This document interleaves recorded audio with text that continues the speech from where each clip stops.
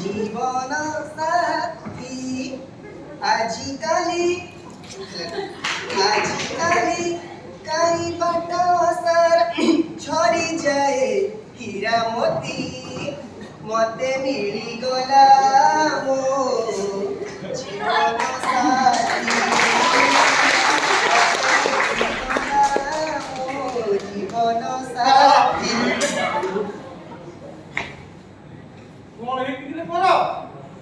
পরীক্ষা শূন্য পরে নাকি গীত গাউছি গান ফ্রেন্ড মিলি যাইছি ନାଇଁ ନାଇଁ ସେ କଥା ନାଇଁ ଆମେ ହେଲେ ପୂର୍ବ ଛାତ୍ରାବାସ ପିଲା ଆମର ବାର୍ଷିକ ଉତ୍ସବ ହବ ସେଥିରେ ଗୀତ ବୋଲିବି ତ ସେଥିପାଇଁ ଟିକେ ଅଭ୍ୟାସ କରୁଛି ତୁ କହୁଛୁ ଗାର୍ଲଫ୍ରେଣ୍ଡ ମିଳିଯାଇଛି ଆରେ ହଁ ରେ ସତ କଥା ମୁଁ ବି ସେଇ ବାର୍ଷିକ ଉତ୍ସବ କଥା ତତେ କହିବାକୁ ହେଲେ କଣ କରିବି ଜମାରୁ କାହାର ଆଗ୍ରହ 1% ବି ନାହିଁ ନାଇଁ ହବ ନା ଆମର ବାର୍ଷିକ ଉତ୍ସବ ପଶ୍ଚିମ ଛାତ୍ରାବାସର 100 ଗୁଣରେ ଭଲ ହବ ସବୁ କ୍ଷେତ୍ରରେ ଭଲ ହବ ଆମେ ତାଙ୍କଠୁ ସବୁ କ୍ଷେତ୍ରରେ ଆଗେଇବା ତୁ କହୁଛୁ ହବନି ସେଇ ବାର୍ଷିକ ଉତ୍ସବ ହବା ପାଇଁ ପରା ମୋତେ 10 ଦିନ ହେଲା ମୋ ଆଖିରେ ନିଦ ନାହିଁ ତୁ କହୁଛୁ ହବନି ଏହା 10 ଦିନ ହେଲା ନିଦ ନାହିଁ ଆରେ ମୋର ମାସେ ହେଲା ଟୋଟା ନିଦ ତ ନିଦ ଆମ ପେଟରେ ବି ଟୋଟାଲ ଭୋକ ନାହିଁ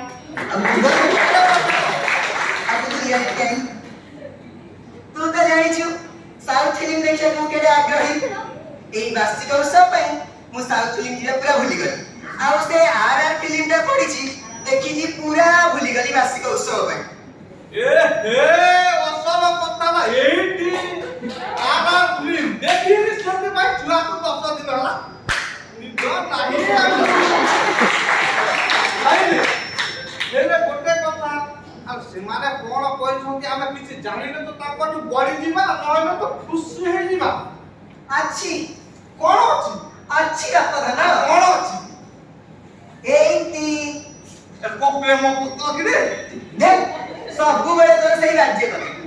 ତାଙ୍କ ପଶ୍ଚିମ ଛାତ୍ରାବାସରେ କଣ କଣ ଖର୍ଚ୍ଚ କରିଥିଲେ କଣ କଣ ତାଲିକାରେ ଥିଲା ସେଇଟା ହେଉଛି ଏଇ ତାଲିକା ଆଚ୍ଛା ହଉ ହଉ ଆଉ ପରେ ମୁଁ ଶୁଣିବୁ ତ ଚଷମା ଆଣିବି ଆଉ ଶୁଣ ମୁଁ ପଢୁଛି 80 ପୃଷ୍ଠିଆ ମାଗାଜିନ୍ ଆମର 200 ପୃଷ୍ଠା କରିଦବା ଆଉ ଖାଇବାରେ ଯୋଉ ଚା ଜଳିଖିଆ ଆମର ପଲଉ ସହିତ ଆମ କଳାହାଣ୍ଡିଆ କୁକୁଡ଼ା ଝୋଳ କରିଦବା ଆଉ ଯୋଉ ଅତିଥି ମାନଙ୍କୁ ଦେଇଥିଲେ ଗେଣ୍ଡୁ ମାଳ ଆମେ ମୋରି ମାଳ ଅତିଥି ଆଉ ଶୁଣ ନାଚ ଗୀତ ବି ହେଇଥିଲା ନାଚ ଗୀତ ଆମ ଅସୀମା ପଣ୍ଡାକୁ ମଣ୍ଟୁ ଚୁରିଆ ଡାକି ଦବା ସବୁ ହେଲା ଯେ ହେଲେ ସାହିତ୍ୟ ସଭା କଥା ଭାବିଛୁ ତ ସେମାନେ ପ୍ରଜାତନ୍ତ୍ରିଆ ବାଲାଙ୍କୁ ଡାକିଥିଲେ ପ୍ରଜାତନ୍ତ୍ରିଆ କଳିଙ୍ଗିଆ ଡାକି ଦବା ବେଶ ଡାକିଦବା ସେମାନେ ସଂସ୍କୃତି ମନ୍ତ୍ରୀକି ବି ଡାକିଥିଲେ ସଂସ୍କୃତି ମନ୍ତ୍ରୀ ଆଉ ମୁଖ୍ୟମନ୍ତ୍ରୀ ବାହିନୀ ବସାଇ ଦବା ବେଶ ସେମାନେ ସଙ୍ଗୀତ ପରିବେଷଣ ବି କରିଥିଲେ ସଙ୍ଗୀତ ଆମେ ନାଟକ ଥୋଇଦବା ସେମାନେ ଦାସ କାଟିଆ ବି କରିଥିଲେ ଦାସ କାଟିଆ ଆମେ ହିରାପାଲା କରିଦବା ସର୍ବମୋଟ 3000 ଟଙ୍କା ଖର୍ଚ୍ଚ କରିଥିଲେ 3000 ଟଙ୍କା 3000 ଟଙ୍କା 3000 ତିନିଟା ଶୂନ ଆମର ଖାଲି 3 ଉଡ଼ିବ 33000 333 ଟଙ୍କାକୁ 33 ପଇସା ସବୁ ହେଲା ଯେ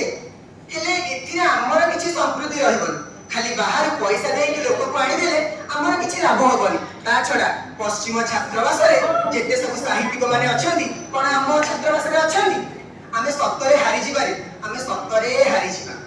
ଆରେ ମରେ ସୁକୁଟା ଆ ତୁ ସତ କଥା କହିଲୁ ତ ମୋତେ ଯାହା ଲାଗୁଛି ଆମେ ନିଶ୍ଚୟ ହାରିଯିବାରେ তোটা নিশ্চয় পুরা হারিଯିবা যাই কখন হারিଯିবা ওই এই গোপন আসিলা হারিଯିবা কোন হারিଯିবা এক রক হেবে গোপ এই বেড়া আসি তিনিটা ଚାରିଟା ହବ ଛୁଆକୁ ସକାଳୁ ଖୋଇଲୁଛି ବୁଲୁଛି କୋଉଠି ଘିରି କାଇଁ ବସୁଛୁ କାଇଁ ବସୁଥିଲୁ ଆରେ ଶୁଣ ଆମେ ଏଇ ବାର୍ଷିକ ଉତ୍ସବଟା ଆମର ପୂର୍ବାରେ କରିବା କି ନାହିଁ କରିବା କି ନାହିଁ ମାନେ ପଶ୍ଚିମା ବେଲା ବା ଏବେ ବାହାସନ ଭାଇ କଥାବାର୍ତ୍ତା କରୁଛନ୍ତି କହୁଛନ୍ତି ଆମେ ଏମିତି କଲୁ ସେମିତି କଲୁ ପୂର୍ବା ବାଲା ତାଙ୍କ 7 ଜନ୍ମରେ ବି କରିପାରିବେନି 7 ଜନ୍ମରେ କରିବେନି ଆମ ଦେହ ତ ପୁରା ଜଳିଗଲା ଖାଲି ଜଳିଗଲା ଆଉ ଆରେ ପାଣି ଢାଳିଦବା କହି ବାଲି ପୁଣି ଆଲୋକ ଫଙ୍କସନ ମିଳିଲାନି ସେ କରିବା ହେଲେ ଶୁଣ ଗୋଟିଏ କଥା କହୁଛି ଆରେ ତାଙ୍କର ଯୋଉ ଭୀଷ୍ମ କର୍ଣ୍ଣ ଦ୍ରୋଣଙ୍କର ଯୋଉ ରଥି ମହାରଥୀ ଅଛନ୍ତି ତାଙ୍କୁ କଣ ଆମେ ସାହିତ୍ୟ ଜଗତରେ ଟକ୍କର ଦେଇପାରିବା କହିବୁ ଭୀଷ୍ମ ଦ୍ରୋଣ କର୍ଣ୍ଣ ଆମ ଆଡେ ଥିଲେ ଆଉ ଚୁପ୍ କର ତୁ କଣ ଜାଣିଛୁ କଣ ଆଉ ତୋ ନାଟା ସିନା ଗୋବରା ତୁ ମୁଣ୍ଡରେ ଖାଲି ଯା ଗୋବର କଣ କହୁଛୁ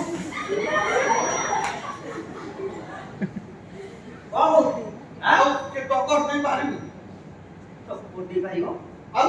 କାହିଁ ତୋର ଆଖି ନାହିଁ ଅଛି ଚଷମା ପିନ୍ଧିନୁ ତ ଦେଖାଯାଉନି ତତେ ଦେଖାଯାଉନି ଆମର ଓଡିଆ ପିଲା କେତେ ଖାଲି ତେଲୁଗୁଣି ପୁକ ବୋଲି ଖାଲି ସାଲୁ ହଉଛନ୍ତି ସେମାନେ ବା ଚାହିଁଲେ ପଶ୍ଚିମାକୁ ଏମିତି ବସେଇ ଦେବେ କହିଦେବେ କହିଲା ସାହିତ୍ୟ ମତେ ଦେଖଉଛୁ କି ସାହିତ୍ୟ ଦେଖାଉଛୁ ଘୋଷି ଦେଇକି ପାଣି କରି ପିଇଦେଲେ ସାହିତ୍ୟ ସାହିତ୍ୟ ଦେଖଉଛି ହାଇ ରେ ଗୋବରା ଗୋଷ୍ଠୀ ଦେଲେ ଯଦି ସାହିତ୍ୟ ହେଇଯାନ୍ତା ସାରା ବିଶ୍ୱଟା ପୁରା ସାହିତ୍ୟମୟ ହେଇଯାନ୍ତା ତୋ ନାଁଟା ତ ଗୋବରା ତୋ ମୁଣ୍ଡରେ ଖାଲି ଗୋବର ପଶିଛି ତୁ ତ ହେଲୁ ବିଜ୍ଞାନ ପିଲା ତୁ ଭାବିଛୁ ଏଇଟା ତ ବିଜ୍ଞାନ ହାଇଡ୍ରୋଜେନ ଅକ୍ସିଜେନ ମିଶେଇକି ପାଣି ବାହାର କରିବୁ ଏଇଟା ହଉଛି ସାହିତ୍ୟ ତୁ ବେଶୀ କଥା କହନା ଆଉ ତୁ ତାକୁ ବଡ କାଢୁ ବର୍ତ୍ତମାନ ତାଟି ପକେଇବୁ ଆଉ ଯୋଉ ଚିନୁ ଭାଇ ସେ ଯୋଉ ଇଜିମ କହିଲା ତୁ ଇଜିମଟା କହିଦେବୁ ବେଶୀ ଭଲ ଝିଅ କହୁଥିଲା ଆଉ ଆରେ ରୋମାଣ୍ଟିଜିମ କ୍ଲାସିସିଜିମ ଆଉ ସେ ଡାଟାଇଜ ରକ୍ତ ଡାଟାଇଜ ଫାଟାଇଜ ବାପାଇଜ ମାଇଜ ତୁ ତ ଇଜିମି ଦେଖଉଛୁ କୋଣଟା ସେ ନୂଆ କଥା କହେ ତାର ପ୍ରଶଂସା କରୁଛୁ କହିଲୁ ଆଉ ସେ ଶୁଣ ତମ ଦି ଜଣଙ୍କୁ ମୁଁ ସଫା କହିଲି ତମେ ଯାହା କାମ କରୁଛ ସବୁ କର ସାହିତ୍ୟ ସଭା କିନ୍ତୁ ମୋ ଉପରେ ଛାଡ଼ିଦିଅ ମୁଁ ଦେଖିବି ସେ ଚିହ୍ନ କେତେ ଦମ ସିଏ କି ନୂଆ ଯେ ବାହାର କରୁଛି ମୋ ଇଜିମି ସେ ଦେଖିବ ଇଜିମି ଦେଖଉଛି ଇଜିମି ଏଇଠି ଏଇଧ ପେନ୍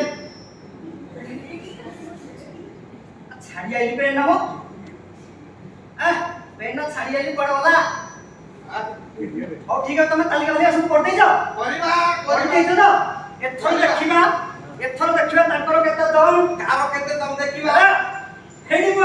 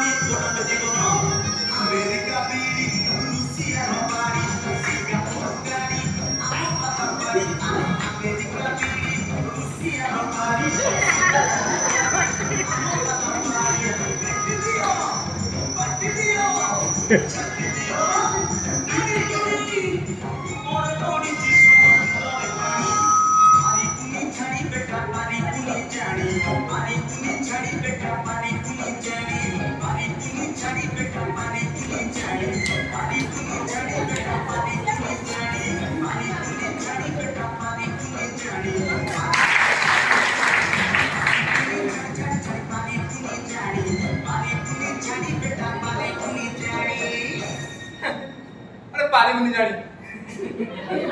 अरे कौन पारिबने अबे आमे आलु पश्चिम छात्र सब पिला सब क्षेत्र लागुआ से वार्षिक उत्सव हो कि साहित्य सभा हो म आमुठु बळे किए अछि आ भाई पूर्व छात्र सभा कहउछथि आमे गारे पारिबुनी कोन रे माने कहउछथि मते मते लागुछि इ मानकर बुद्धि तो शून्य आइ छाड़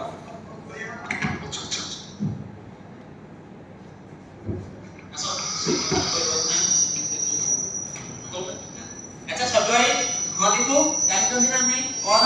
ଜାଣିନାହାନ୍ତି ନା। ଏବେ ଆଇଲେ ଶୁଣିକି ପୂର୍ବ ଛାତ୍ରବାସ ପିଲାମାନେ ଆଚ୍ଛା ହଁ ଏ ବର୍ଷ ଗୋଟେ ବ୍ୟବସ୍ଥା କରୁଛନ୍ତି ବାର୍ଷିକ ଉତ୍ସବ କରୁଛନ୍ତି ହେଲେ ଆମ ପଶ୍ଚିମ ଛାତ୍ରବାସ ପିଲାଙ୍କୁ ଆଗେଇବା ପାଇଁ ବ୍ୟବସ୍ଥା କରୁଛନ୍ତି ବା ସତରେ ନା କଣ ହଁ ମୁଁ ଏଇ ସାଙ୍ଗେ ସାଙ୍ଗେ ଶୁଣିକି ଆଇଲି ହଁ ହଁ ଆଉ ଚିନ୍ମୟ ଭାଇ ଜାଣିଛନ୍ତି ନା ନାଇଁ ଏ କଥା ଚିନ୍ମୟ ଭାଇ ବୋଧେ ନା ଜାଣିନାହାନ୍ତି ନା। କୋଉଠି ସେ ଅଛନ୍ତି ଏ କଥା ତାଙ୍କୁ ଜଣେଇବା କୋଉଠି ରହିଲା ଏ ଟୋକା କୋଉଠି ଅଛନ୍ତି ଦେଖ ଶୀଘ୍ର ହେ ଟୋକାଟା ଭାଇ ଏଇଠି ଡାକ ଡାକ ଚିନ୍ମୟ ଭାଇ ଶୀଘ୍ର ଡାକ ଚିନ୍ମୟ ଏ ଚିନ୍ମୟ ଭାଇ ଏଠିକି ଆସ ଆରେ ସବ୍ୟ ଦୀପୁ ତମେ କେତେବେଳେ ଆସିଲ? ଏଇନେ ତ ଆସିଲ ଆଉ। ଆଚ୍ଛା ମୋ ପାଖରେ କିଛି କାମ ଥିଲା କି? ହଁ ଜରୁରୀ କାମ ଆଚ୍ଛା କଣ ଶିଖ? ଆମର ଯୋଉ ପୂର୍ବ ଛାତ୍ରବାସ ପିଲାମାନେ ଆଚ୍ଛା ହଉ। ହଁ ଏ ବର୍ଷ ଯୋଉ ବାର୍ଷିକ ଉତ୍ସବ କରୁଛନ୍ତି ହଁ ହଁ ସେମାନେ ଗୋଟେ ବ୍ୟବସ୍ଥା କରୁଛନ୍ତି କଣ ନା ଆମ ପଶ୍ଚିମ ଛାତ୍ରବାସ ପିଲାମାନଙ୍କୁ ଆଗେଇବା ପାଇଁ ହଉ। ବାର୍ଷିକ ଉତ୍ସବ ଭଲ କଥା କଣ ଭଲ କଥା କେମିତି ବହୁତ ଭଲ ହେଲା? କଥା କେମିତି ଆରେ ହେଲା? ତାକୁ ଯଦି କରନ୍ତୁ ନା ଏଥିରେ ମୋର କିଛି ଆପତ୍ତି ନାହିଁ ଆଉ ଆରେ ଆଉ ହଁ ହଁ ସେମାନେ ଆମଠୁ କେବେ ଟପି ଯାଇ ପାରିବେ ନାହିଁ କେମିତି ଖାଲି କଣ ସେତିକି ଆଚ୍ଛା ଚିନ୍ମୟ ଭାଇ ମୁଁ ଯାହା ଶୁଣିଛି ହଁ। ସେମାନେ କାଳେ ମଣ୍ଟୁ ଛୁରିଆ ଆଉ ଅସୀମା ପଣ୍ଡାକୁ ବି ଡାକୁଛନ୍ତି ଖାଲି କହିଛନ୍ତି ଗୁଆ ଘିଅ ଗୀତରେ ନାଚିବେ ଆଉ ଗୋଟେ କଥା ଶୁଣିଛି ସେମାନେ ସାହିତ୍ୟରେ ଆମକୁ ଟକ୍କର ଦେବା ପାଇଁ ଆଉ ଜଣେ ତାଙ୍କର ବାହାରିଛନ୍ତି ବା ଆରେ ହଁ ଏଇ ପୂର୍ବ ଛାତ୍ରାବାସରେ ପୁରା କଣ ଗୋଟେ ଇଜିମ୍ ବିଷୟରେ କହିଥାନ୍ତା ମ ପ୍ରିଜିମ୍ କି ପ୍ରିଜିମ୍ ଭାଇ ଆରେ ପ୍ରିଜିମ୍ ନୁହେଁ ମ ଆଉ? ଇଜିମ୍ ପ୍ରିଜିମ୍ ଆରେ ତୁ ଯୋଉ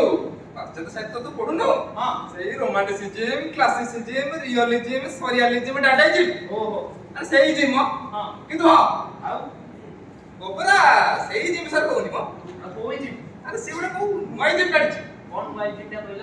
କଣ ତ ତା ନାଁଟା ମନେ ପଡୁନି ହଁ ଇଂଲଣ୍ଡ ଜିମ୍ ଇଂଲଣ୍ଡ ହୋଇଯିବି ହଁ ଇଂଲଣ୍ଡ ଜିମ୍ ଏଇଟା କଣ କଣ ଆରେ ଜାଣିଛି ମାନେ ଏ ବିଷୟରେ ଜାଣିନଥିବ ହଁ। ଆରେ ସେଇ ଗୋବରା କାଢିଛି ପରା ଆଚ୍ଛା ବିଜ୍ଞାନର ଛାତ୍ର ବୁଝାବୁଝି କୁହ ଶୁଣ ଇଂଲଣ୍ଡ ଜିମ୍ ଇଂଲଣ୍ଡ ଯୁକ୍ତ ଇଜିମ୍ ଇଂଲଣ୍ଡ ଜିମ୍ ଆଚ୍ଛା ଆଚ୍ଛା ଏଇ ଇଜିମ୍ରେ ଯୋଉ ସାହିତ୍ୟರ್ಥୀ ମାନେ ଆକ୍ରାନ୍ତ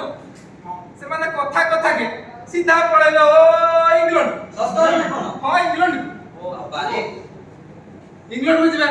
ଆଚ୍ଛା ମୁଁ ଗୋଟେ ଉଦାହରଣ ଦଉଛି ହଁ କୁହ ଧର ଗୋଟେ ସାହିତ୍ୟ ସଭା ଚାଲିଛି ଆମ ସାହିତ୍ୟ ସଭାର ଧର କବି ସମ୍ରାଟ ଉପେନ୍ଦ୍ର ଭଞ୍ଜଙ୍କ ଉପରେ ସାହିତ୍ୟ ଆଲୋଚନା ଚାଲିଛି ଏଇଠି ଯୋଉ ସାହିତ୍ୟ ରଥୀ ମାନେ ଭାଷଣ ଦଉଛନ୍ତି ଏମାନେ ଉପେନ୍ଦ୍ର ଭଞ୍ଜ ବିଷୟରେ ତ ଆଲୋଚନା କରିବେନି ସିଧା ଉପେନ୍ଦ୍ର ଭଞ୍ଜକୁ ନେଇ ସିଧା ପଳେଇବେ ସେଇ ଇଂଲଣ୍ଡର ଭିକ୍ଟୋରିଆନ୍ ଯୁଗ ପାଖକୁ ବୁଝିଲା ଆଚ୍ଛା ସବ୍ୟ ଆଚ୍ଛା କୁହ ତୁ ତ ଓଡ଼ିଆ ମଧ୍ୟକାଳୀନ ସାହିତ୍ୟ ଉପରେ ତୋର ଗଭୀର ପ୍ରବେଶ ହଁ। ତୁ ନିଜେ କହ ହଁ ଉପେନ୍ଦ୍ର ସାହିତ୍ୟ ଆଉ ଇଂରାଜ ସାହିତ୍ୟ ଭିତରେ ସମ୍ପର୍କଟା କଣ ଅଛି କାହିଁ ମୁଁ ଜାଣନ୍ତି ତ ନାହିଁ ଆରେ ମୁଁ ତ ସେୟା କହୁଛି ନା କିଛି ତ ନାହିଁ ଆଉ କିଛି ବି ନାହିଁ ତଥାପି ଏଇ ସାହିତ୍ୟ ରଥୀ ମାନେ ଏପଟେ ଓଡ଼ିଆ ସାହିତ୍ୟର ଉପେନ୍ଦ୍ର ଭଞ୍ଜଙ୍କ ସହିତ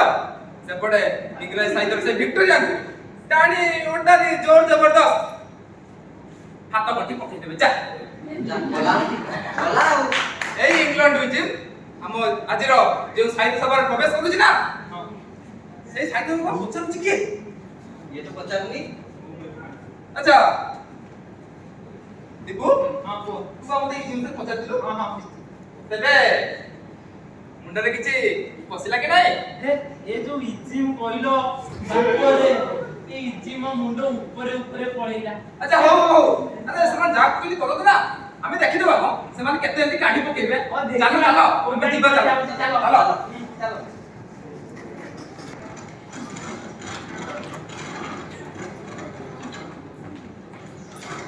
କଣ ହେଲା ଅଧା ହେଇଗଲା ନାଟକ ଅଧା ହେଇଗଲା ନା ନାରୀ ନାରୀ କାହିଁ ନାରୀ ଆଜି ଟ୍ରେନ ଚଲାଉଛି ନାରୀ ଆଜି ଉଡାଜାହାଜ ଚଲାଉଛି ସାମାନ୍ୟ ଗୋଟେ ନାଟକରେ ନାରୀକୁ ନେଲେନି କାହିଁକି ନେଲେନି ଇଏ କି କଥା ଆମକୁ ନେଲେ ନାହିଁ କାହିଁକି ମୁଁ ତ ଠିକ କହିଛି ନାରୀ ବିନା ଆଜି କିଛି ହେଇପାରୁଛି ନା ଆଜି କିଛି ହେଇପାରିବ ଠିକ କହିଛୁ ଏଇଟା ଗୋଟେ ବଡ ପକ୍ଷପାତ ଘୋର ପକ୍ଷପାତ ଆରେ ଆମ ବିଭାଗରେ ଅଭିନୟ କରିବେ ପୁଣି ଆମକୁ ନ ନେ ଇଏ କି କଥା ଆମକୁ କଣ ଅଭିନୟ ଆସେନି ଆମ ଭିତରେ କଣ ପ୍ରତିଭା ନାହିଁ ଆରେ ଆମକୁ ସୁଯୋଗ ମିଳିବା ଦରକାର ଆମକୁ ସୁଯୋଗ ମିଳିବା ଦରକାର ଆମକୁ ସୁଯୋଗ ଦିଆଯାଉ ଆରେ ରୁହ ପାଟିତୁଣ୍ଡ କର ନାହିଁ ଅର୍ଯ୍ୟ ଧର କଣ ହେଇଛି ତମର ବୁଝିବା କୁହ କଣ ହେଇଛି କିଛି ବୁଝାବୁଝି ନାହିଁ ଆମକୁ ସେମାନେ ନାଟକରେ ଭାଗ ଦେଇନାହାନ୍ତି ମାନେ କିଛି ବୁଝାବୁଝି ନାହିଁ। ଏ ନାଟକ ବନ୍ଦ ହବ। କାଇଁ ବନ୍ଦ ହବ? ଏଇଟା କୋଉ ନାଟକ ହଉଛି? ସାହିତ୍ୟରେ ନୂଆ ଆସିଛି। ସାହିତ୍ୟରେ ନୂଆ ହେଇଛି। ଏଇ ଯୋଉ ଫତୁରାନନ୍ଦଙ୍କ ଗଳ୍ପଟିକୁ ନାଟ୍ୟ ଆକାରରେ ପରିବେଷଣ କରାଯାଉଛି। ସେ ଗଳ୍ପଟିକୁ ତମେ ପଢିଛଟି? ହଁ। ଯଦି ପଢିଛ ସେଥିରେ ନାରୀ ଚରିତ୍ର ଅଛନ୍ତି? ନା। ତ ତମମାନଙ୍କୁ ସୁଯୋଗ ଦିଆଯିବ କେମିତି? ତାହେଲେ ସେମାନେ ଏଭଳି ଗପ କାହିଁକି ଚୟନ କଲେ? ଆରେ ବ୍ୟସ୍ତ ହୁଅନି ମ, ଆଉ ଗୋଟେ ଦୃଶ୍ୟ ଦେଖ ତାପରେ ଜାଣିବ। ଠିକ ଅଛି, ଆମେ ତମ କଥା ମାନି ନେଲୁ। ଆମେ ଆଉ ଗୋଟେ ବି ଦେଖୁଛୁ। କଣ ହଉଛି ଆଗକୁ ଦେଖିବା। ଦେଖ ଦେଖ।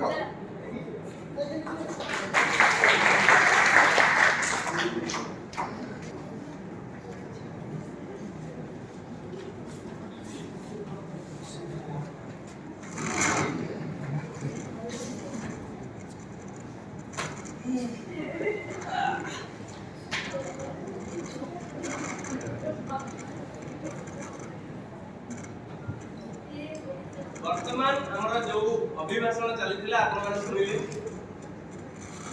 ବର୍ତ୍ତମାନ ମୁଁ ଯୋଉ ବିଷୟରେ କହିବାକୁ ଯାଉଛି ଆପଣମାନେ ହୁଏତ ଜାଣିଥିବେ। ଯୋଉ ସଭାଟି ଚାଲିଥିଲା ସେଥିରେ ସାହିତ୍ୟର ବିଭିନ୍ନ ବାଦ ସମ୍ପର୍କରେ ଆମର ବିଶିଷ୍ଟ ଅତିଥିମାନେ କହିସାରିଲେଣି।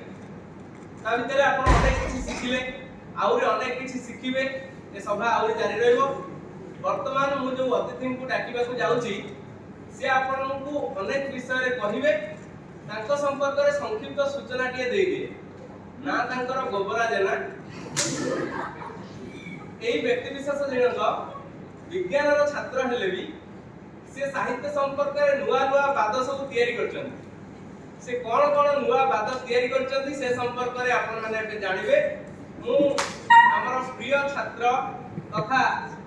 ଇଷ୍ଟ ହଷ୍ଟେଲର ଅନ୍ତେବାସୀ ଗୋବରା ଜେନାଙ୍କୁ ନିମନ୍ତ୍ରିତ କରୁଛି ମଞ୍ଚ ଆରୋହଣ କରନ୍ତୁ ଏବଂ ସେ ତିଆରି କରିଥିବା ନୂଆ ଇଜିମ୍ ସମ୍ପର୍କରେ ଆମର ଦର୍ଶକମାନଙ୍କୁ ସଂକ୍ଷେପରେ ତାଙ୍କ ବକ୍ତବ୍ୟ ଉପସ୍ଥାପନ କରନ୍ତୁ।